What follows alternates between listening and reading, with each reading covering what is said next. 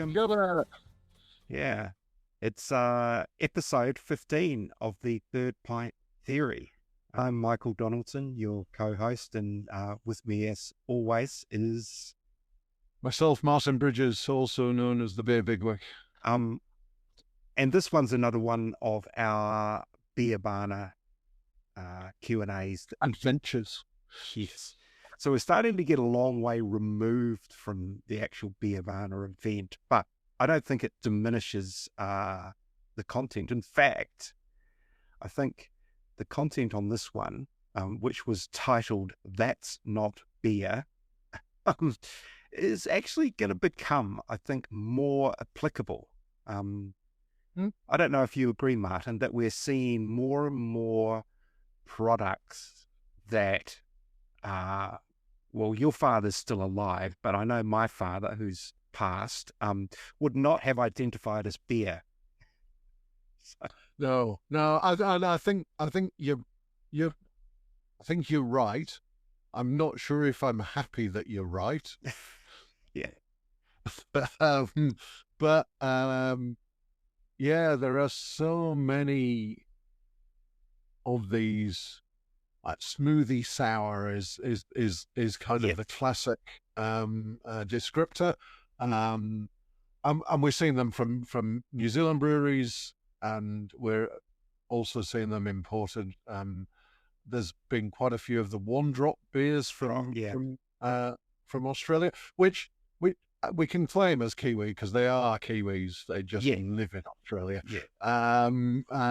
So in the same way as Pavlova, Far Lap, and all those things, they're trying. Oh, let's start that up. One Drop's really a New Zealand brewery. It's just losh. Absolutely. You did hear first, people. And yeah, there's not just the smoothie sours, but the I guess the pastry stouts, as they are known. And it's quite interesting in this chat, which we have coming up, which features, I think, they're both the best and probably the most prolific exemplars of this style. And that is George Duncan from Duncan's Brewing in Paraparaumu and Joe Emans from Three Sisters in New Plymouth. And before we jumped on here, I was just scrolling through Untapped and looking at Three Sisters' top rated beers. And, you know, on Untapped, it's actually quite hard to get a beer that rates over 4, I reckon. Yeah. And they have lots of beers that rate well over 4, you know, in the 4.3s, which is a really good score. And the list just goes smoothie sour, smoothie sour, smoothie sour. There's dozens of them. And, they're quite prolific, and you know, Duncan's is much the same. Possibly more in the pastry stout kind of area. Yeah, I think they certainly the pastry sours. They've got quite a few of, and I remember the raspberry ripple was probably the first one that certainly made a splash. But yeah, they've probably got maybe more of a balance between the pastry sours and the pastry stouts in the Duncan's stable. Yes, a lot of great creativity in just how can you bring these flavors together, and that was the thing I really enjoyed from the chat that we had at Beervana with these guys, was really getting some insight into how they go about making these beers. You know, some of the process, because they're not easy. It's not as simple as you chuck a whole bunch of fruit and lactose in a tank and away you go kind of thing. There's quite a lot to it, and I thought that was a really Look, I think one of the most remarkable things about this style, to call it a style, this trend, especially in the smoothie sours, is that creation of balance around these flavors, because I don't know, it could just get really out of hand in one direction or another. And I think for people who haven't tried these, it's sort of a little bit annoying that the term is smoothie sour because they're not that sour. They're No. invariably quite sweet. Yeah, there is a bit of tartness to them, and I think that is brings that balance. I think if they were just all the sweetness, then it wouldn't work. If they were all the sourness, it wouldn't work. It is, the textural elements, and the fruit and the sour and I think they're they're really quite a hard style to get right, and these two brewers are on the top of their game Yeah. doing that. Look, I went to here in New Plymouth recently to the Mountain Ales Festival, which is put on by the remnants of Sober. I think there's a couple of people who don't know Sober, the Society of Beer Advocates, now defunct. But there are a couple of pockets that kind of live on. Dunedin, Taranaki, a little bit in the Hawke's Bay. There might be a few in Christchurch who still hold on to it as well. Anyway, the remnants of Sober put on this festival. And honestly, one of the beers of the show was another Three Sisters one, and it was called Space Juice. And it was described as mango vanilla ice cream smoothie sour. But what set it apart was that a lot of these are orange, very bright orange. The raspberry ripple from Duncan's is a little bit pink. This one was green. So they achieved that by putting in blue spirulina. So blue spirulina against the orangey mango created a green color. And it looked alien. But honestly, it was so popular, and everyone was saying how much they loved it. Had this really lovely carbonation, sherbety, just super flavoursome. But always with me, I will enjoy one. Yeah, Not going back for lots.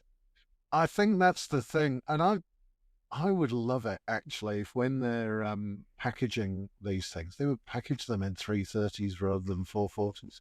Okay. I find a big can of these. It's a bit of a stretch. I tried talking of green beers, I tried the Double Vision Face Hugger, which was one of their Beervana beers, which was also bright green. That was mango, guava, and I think they'd used butterfly pea flower as the greening agent. And I bought a can for my wife to try because she is a big fan of the Duncan's pastry sours, and I thought I would let her try this Double Vision beer, and she did not like it. Oh. And so therefore, I don't particularly know why she didn't like it. I suspect the greenness had something to do with it. I think there was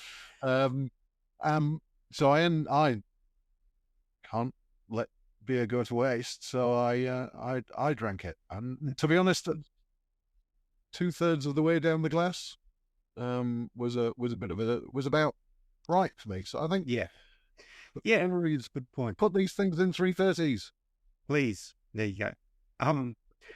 One more note before we cross over to the Q&A at Beervana, and it's just another cutesy story. But Garage Project released their first ever smoothie sour, which I couldn't believe it was their first. And it was called Buried Alive. Now, spelled Berried.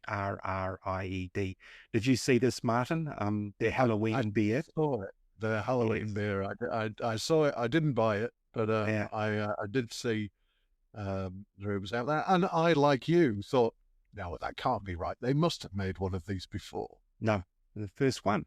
But then they made a very Garage Project-like error, and that they used a name already in existence for a beer. Batch Brewing had a Buried Alive beer, which was a sort of a fruited beer, not a sour as such. And then, to their utter despair, they found that there was a brewery in Australia that had used the exact same artwork and the exact same name. Like when I say exact same idea of a hand coming out of the grave, clutching a fistful of raspberries. And so they had to pull their order to Australia because they couldn't have it going in there with what looked like a rip-off. But it wasn't. It was just like two artists independently came up with the same idea, and the same name. And then I was talking to Pete Gillespie from Garage Project, and he said he went back and did a deep dive, and 122 breweries have used the term buried alive on beer. So there's nothing new under the sun when it comes to naming these. No, it must be really. It's getting harder and harder, to do this. I worry as well if anybody's using AI to generate these names. If they're all generating off the same data, we're all going to get the same stuff. Yeah. Again. I did note that talking of Three Sisters, and they're not the only ones that do this, but I was just Googling or untapping them. And and I think it was the beer Joe bought to the chat at Beervana, and it was called Thixotropic. All one word, spelled something like THICCSOTROPIC. Thixotropic. Now, I don't think you have any worry about someone having previously used that name, but you never know. Yeah. I think, because a lot of breweries do rely on like music and, song titles and bands get used a lot. They rely a lot, dare I say it, on kind of cliches around hops, and there are a limited number of those. So it is dangerous territory. Like there's all the but as you say, Garage Project are usually ultra cautious. Yes. In doing that, and then one sneaked through. Yeah, it did. And this has happened. There are some breweries that trademark these things as well. There's probably another podcast to do one day about trademark wars in New Zealand beer. There's interesting ones, and not just Radler. Anyway, should we cross over to Joe and George talking about their not beer beers?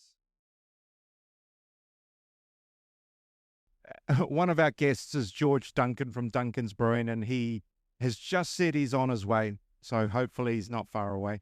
And we have Joe Emans from Three Sisters with us.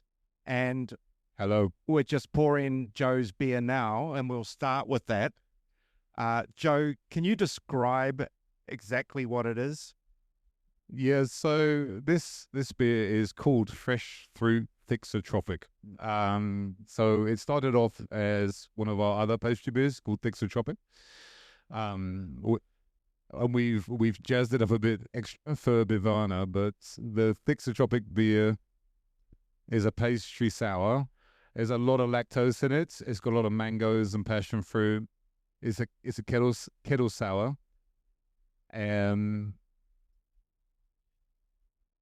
It's quite delicious and easy to drink, I think. It was already quite delicious and easy to drink. And then we added ice cream, and then we added some fresh mangoes to it as well. So now it's really easy to drink, I would say. So how do you go about making a beer like this with all that fruit? What's the process? Where does the fruit get jammed in? The fruit gets added right at the end of fermentation. So we will kettle sour the beer. So we'll make a beer. We'll add a lot of lactose in the kettle. Then we'll sour the kettle. Then we'll ferment the beer using any yeast. It probably doesn't matter too much because you're going to add so much fruit in there. Then we add a hell of a lot of fruits in there, and let that ferment too, and yeah, at that point it's tasting pretty good, you know. Yeah. A lot of people might be wondering why lactose. Like, what is the purpose of putting lactose? It does. It's a good question. It does a couple of things.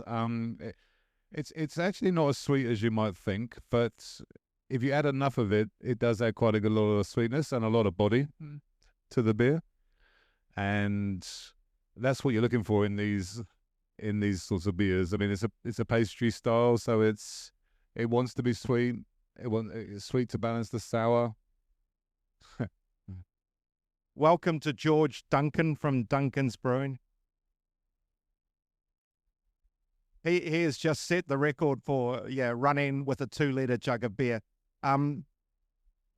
Awesome. So I was going to give you a beer, George, but you're actually lactose intolerant. So yeah. So we were just talking about why you put lactose in a beer to start with. And Joe's explained that. Joe, what portion of your sales would be in these kind of beers? Recently it's grown quite a lot. It's mainly driven by China sales. They seem to really like these style of beers for us, our style of beers. We're probably producing about 50% this style of beer at the moment. 50%? Yep. Yeah. Wow. And having been in your tap room, and there's an extensive list, if you ever go into New Plymouth, there's a huge variety of choice, but they don't make up 50% of the tap list. No, that's right. So the tap list in the bar is probably only 20% sours, but that's because I actually like to make all the styles. Most of the styles of beer we don't produce in significant volumes though, so a lot of those you probably only really see in our bar or at a limited distribution. But this style of beer seems to be something that we're getting some good traction in a wider market for. Okay, there was I guess in the early days these types of beers got a little bit of a bad rep in terms of possibly like cans exploding when the fruit's added late and it continues to ferment. Yeah. Have you ever had a problem there? Unfortunately, yes. So, yeah, it can certainly happen. Yeah. So it's something you got to be very careful of, I guess. Yeah, you're playing with fire a little bit, but it's fun to drink, so it's worth it. So I think the advice would be, if you buy a beer like this, get it home and get it in the fridge as quickly as possible. That's good advice. Yeah, exactly. Yeah. What's the verdict on this? Delicious? Yeah. It is really delicious. We might save some for breakfast. It's pretty good. We're in the morning session. I think it was a morning smoothie, so it was going down pretty well. What? This is 5.5%. Yeah, you do some bigger ones though, don't you? Yeah. We go up to, we've done some 9% sours, 10% sours. This is a nice sweet spot. So, I'll start with you, Joe, and then we'll throw across to George as well. Where on earth do you get the ideas for beers like this? Well, a lot of the time you look at what works well in a smoothie. Makes sense. If it works well in a smoothie, it'll work well in a smoothie sour. Pretty much, But a lot of, just combining lots of different fruits. And a lot of the time you're sort of just going out to the market and saying, what fruit's available and what can I actually find? Because you're actually using it in quite significant quantities, yeah. So are you using kind of whole fruit or puree or what? It's mainly purees, mainly for the convenience. Yeah. Easier to get it into the. Easy to get into wherever you're doing. Yeah, we've done it. We did early on. We did a few getting the team to cut up stuff. It soon gets very not cost effective. So George, you have also got a bit of a reputation for some of these dessert style beers, dessert style sours, and we'll talk about dessert style stouts in a minute because that's what we're pouring from you. But again, where does that inspiration, where does the thinking process come from? So actually, like, there's a bit to that answer. So initially, the Raspberry Ripple was the first dessert style sour that we made, and it was kind of a way for me to recreate like the fruited lambics, the sweet ones, but it just turned out to be like something quite different. And then I looked online, and a lot of like the Northern Hemisphere breweries were going in this direction. Big fruited sours, playing around with like these different flavors, and it was just kind of a snowball effect from there. We started on the pastry sours before we went to pastry stouts. So that's kind of where we did. And on a personal note, Raspberry Ripple is my wife's gateway beer. It was my wife's gateway beer. Oh yeah, we hear that a lot.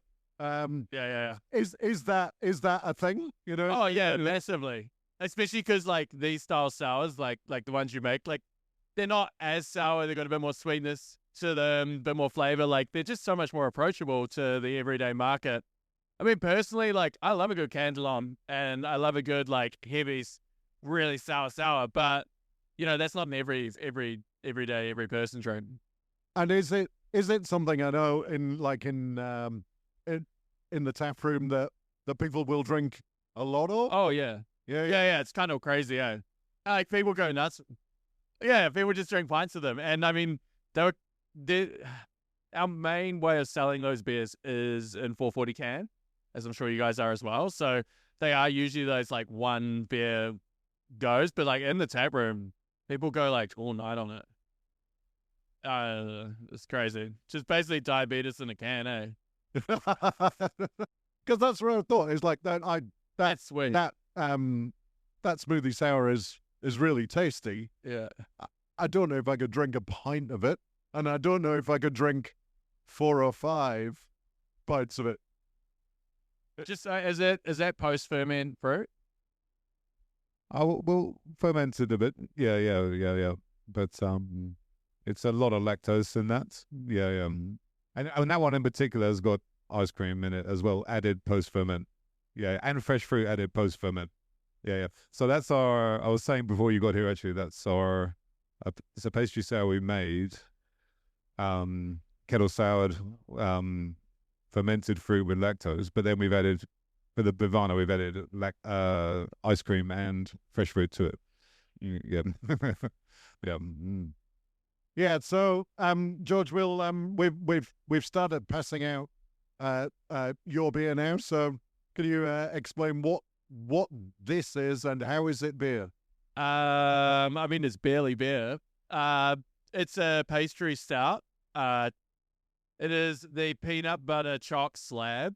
So we use cocoa husks, cocoa nibs to create the chocolate side, along with like roasted chocolate malts, and then the peanut is added as a defatted peanut powder that's been roasted. The beer sits at about 10%, and it has about enough sugar left in it to make a 5% beer. So it finishes, like for any of the train spotters out there, it finishes at 10:40. And it has lactose as well. But to be honest, like a majority of that sweetness comes from a double mash that we do to really pack in the sugars. Right. So there's a lot of unfermentable. Yeah. Heaps. Well, no. Yeah. I suppose they are unfermentable, aren't they? Yeah. So we should have probably done another kind of allergen declaration before this. Lactose and tree nuts. So peanuts. So too late now. Is actually, seriously, is becoming. Do you declare on the labels? Oh, yeah. What's in all these things? Is that Oh, we put the full ingredients list on the labels. right? Yeah, and we declare the allergens, but yeah, we just chuck everything in, because that's the easier way to do it. Cool. And we use some pretty weird ingredients. So Joe, pastry stouts, are they amongst your arsenal as well? Yeah, we've made some. Actually, we've got some here. We actually made a pastry stout collab with Brothers Beer, which was this is partly why I'm in a gel suit, actually, because we made quite a nice pastry stout. Actually, didn't have any lactose in it. It was just double mashed, really loads of residual sugar, added organic cacao nibs, cacao husks, and Tongan vanilla beans, and fermented it on cherries. And then for Beervana, I added ice cream and chocolate fudge to that. But I think it's quite a good. Both versions are pretty good, so you should go try them. If anyone's seen the Three Sisters stand, it's got a jail. I just wondered if you might explain the very convoluted pun that you've got. So yeah, we normally actually on the front it normally says Reinheitsgebot jail on there. It doesn't this year because it's obscuring the menu behind, but it normally says Reinheitsgebot jail. The reason it says that is because there's a German beer purity law called the Reinheitsgebot law, which is it's about 500-year-old law, which says that beer can only be made from yeast, malt, hops, and water. And obviously we're putting all kinds of other things in, and therefore deserve to be in jail. Particularly what I did to that stout this weekend. Yeah. So yeah. I think in modern times you'd be thrown in the dungeon and the key would be thrown away. Exactly. Yeah. Yeah. Has anyone got any questions that they would like to ask of either of these guys?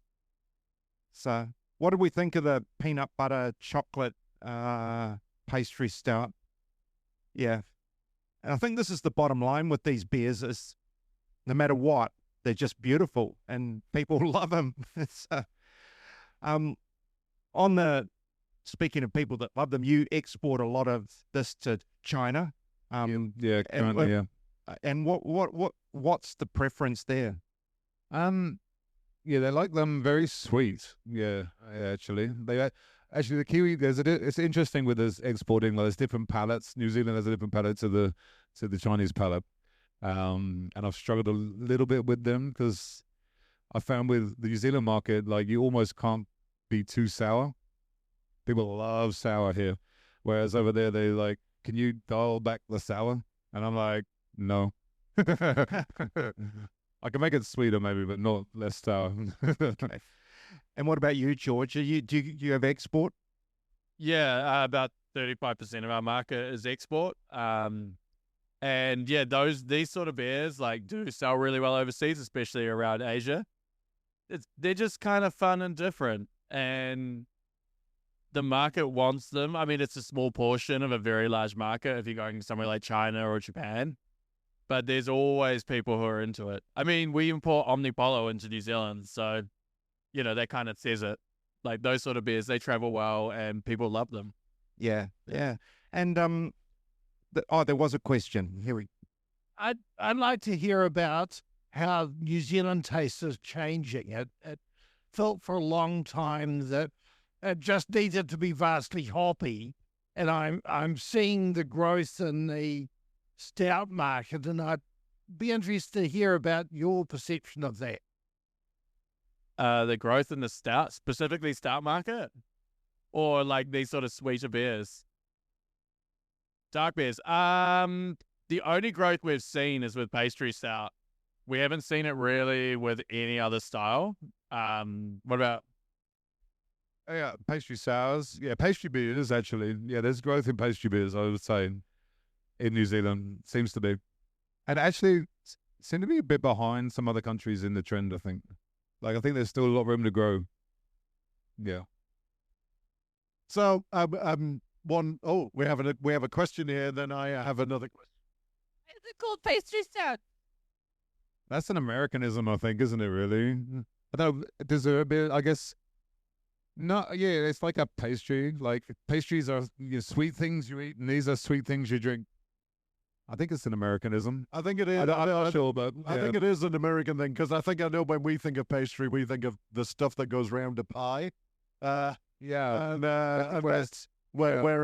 Whereas if you talk in a kitchen about the pastry chef is making desserts. Yeah. And I think that's where I think it arose from kind of the American market started it first. So that's a really good question. I think it's something that's just stuck. Everybody thinks we've got pastry stout, pastry sour. That means they're sweet. And I think that's really interesting. The question I had was, is there anything you've tried that's gone horribly, horribly wrong that you would never do again? No.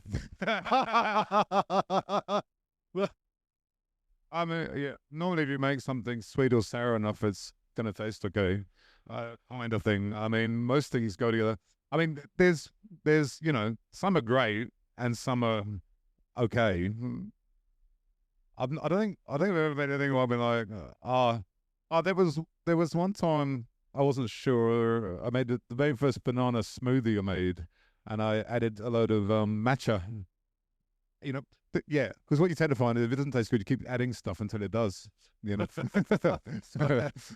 then you're all right.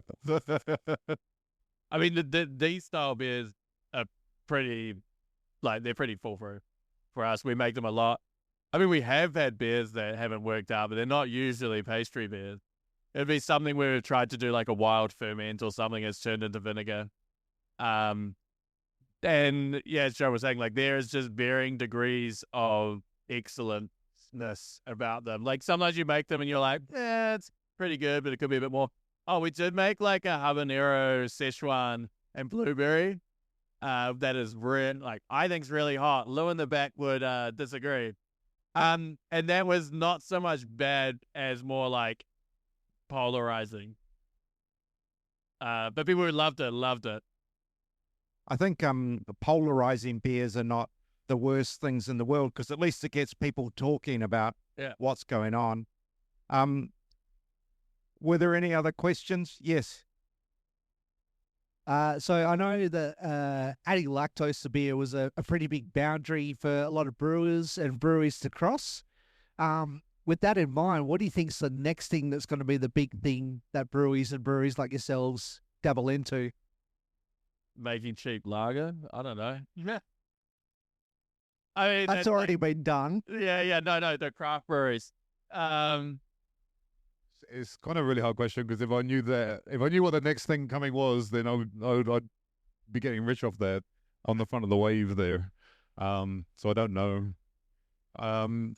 Yeah, it's really hard to predict what's going to come up and what people are going to want to do next.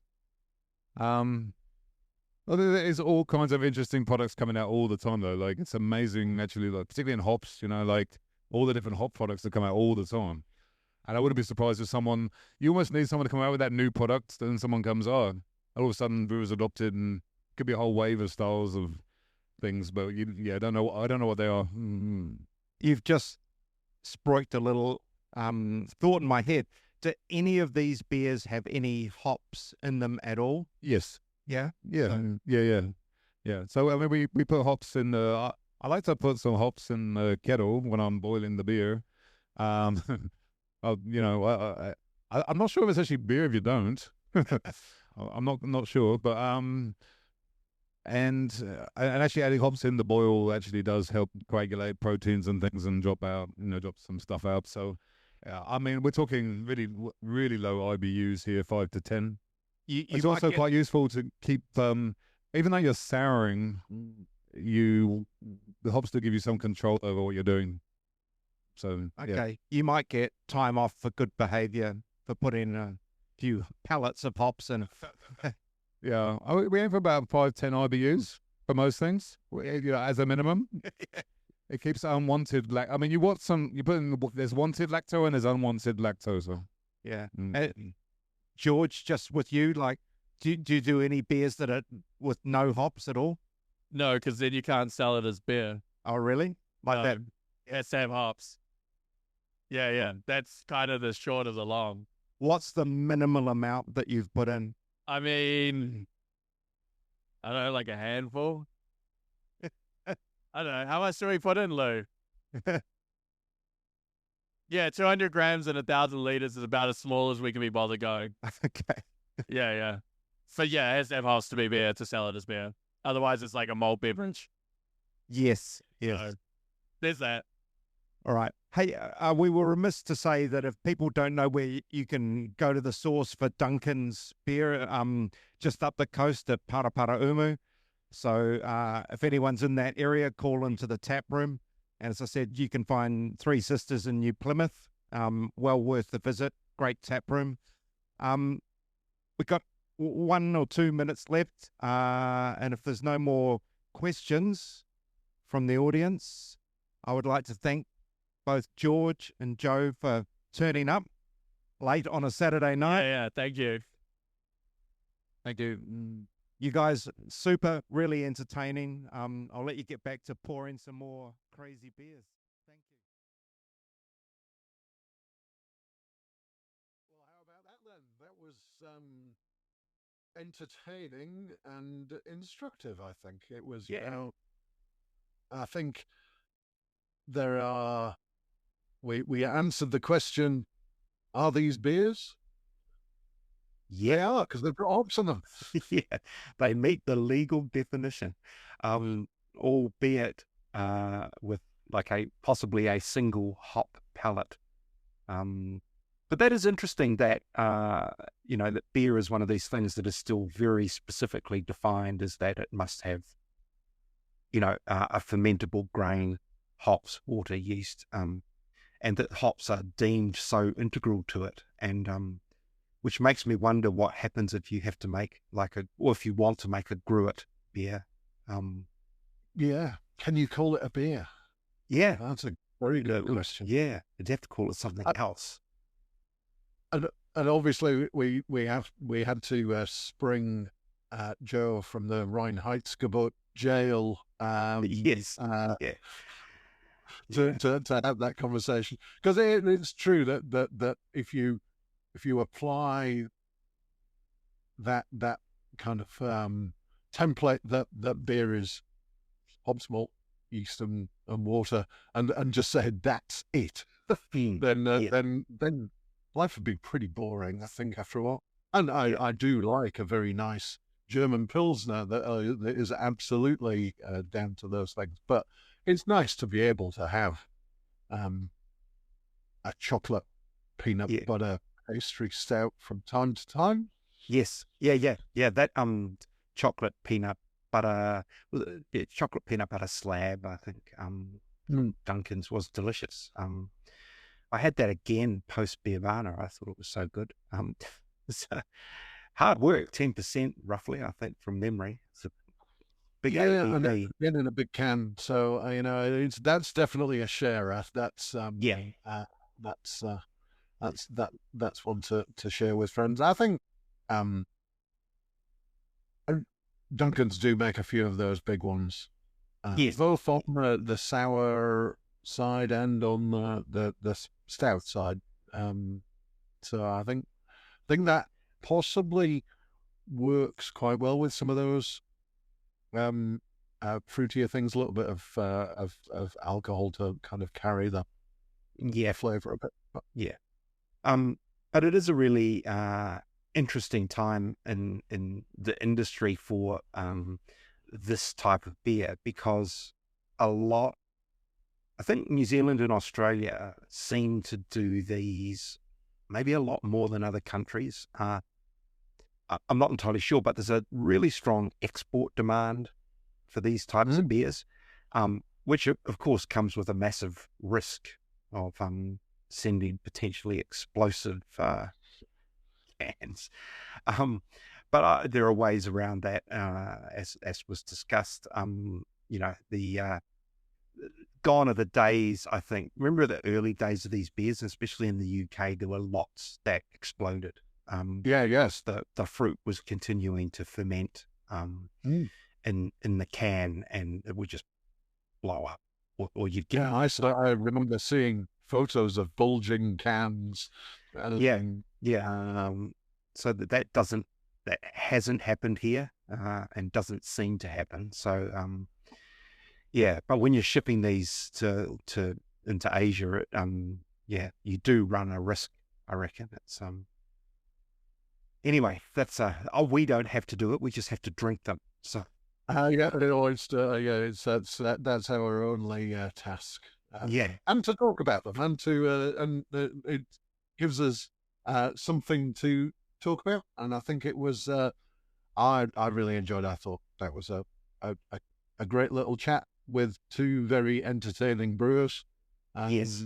Yeah. And we've still got more of those Beervana chats to come. So looking forward to dropping a couple more of those over the coming few weeks. Yep.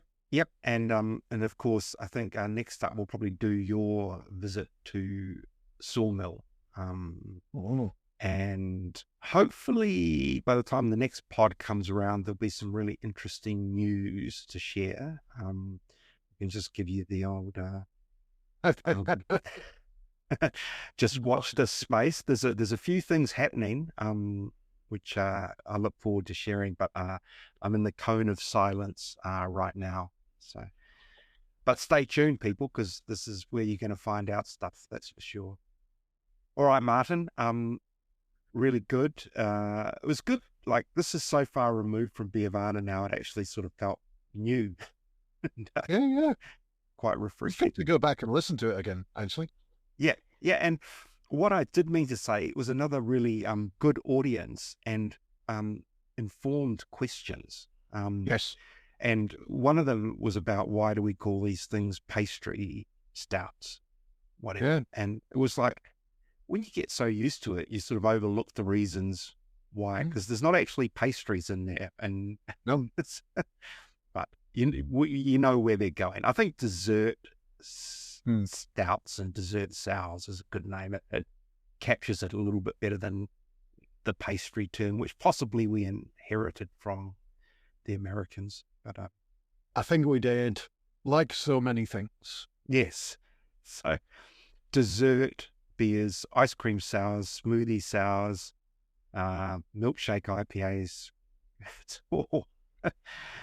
Just as we said at the start, even when I started writing about beer, which is, 15 years ago, these were not terms I couldn't have, if you said pluck random words out of the dictionary that might be matched with beer in a few years' time. Smoothie and milkshake and whatever would not have been among them. Yeah. No. So anyway, we're glad they're here. We're glad you're here. Yeah. Thanks. Yeah. Thanks for listening. And we'll be back in a couple of weeks. Take care, everybody. Drink good beer. Drink good beer, indeed. A motto to live by. Thanks, Martin.